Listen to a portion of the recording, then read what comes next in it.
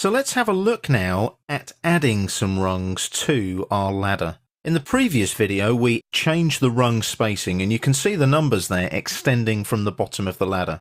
So we do actually need to extend our ladder and add some new rungs to that ladder.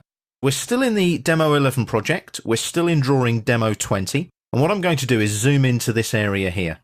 So if I just pan upwards now, you can see there's the bottom of the ladder. Now I can extend that at any point.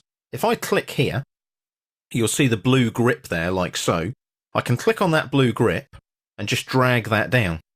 So if I drag that down a certain distance, you can see the distance there kicking in the little blue input box. So I'm going to extend that down. If we went for, say, 3, that would probably work. So I'm going to put 3 inches in there, like so. That extends that one down. I then hit Escape to deselect and do the same with the other part of the ladder here. Click on the grip.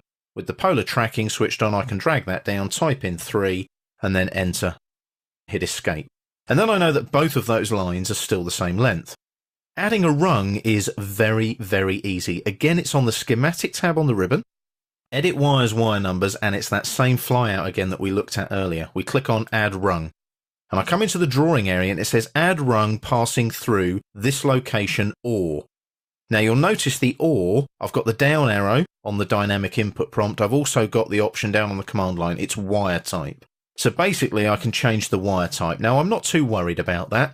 I'm going to add a rung passing through this location here. Now be careful. Can you see that my object snaps are on? So what I need to do there is actually physically turn that object snap off. So let's turn that endpoint snap off and come back into the drawing. And then I hover like this and I just click on the line there. And it will place a rung dead on where it finds that location marker, that 908. If I do the same here, click there. Can you see it already lines it in with the location marker for me?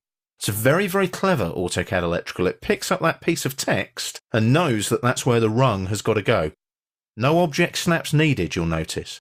Now what I'm going to do is just hit Escape there or Enter to cancel the command. Come out. Now we need to tidy up our ladder because we've got rungs where we don't need them.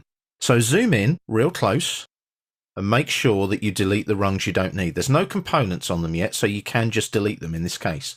So I select the rung, hit the delete key. Now you'll notice the connectors are left behind. That's because the project properties are set to insert that default connector, so make sure that you delete the connectors as well. Now I'm not going to bore you by deleting every single rung on the ladder, but it's just good housekeeping. Get in there, tidy it up, zoom in. I'll just double click to zoom extents on the wheel there on the mouse and make sure that all of them have the appropriate spacing. So all these intermediate rungs and connectors you would just delete to tidy up your ladder in your AutoCAD drawing.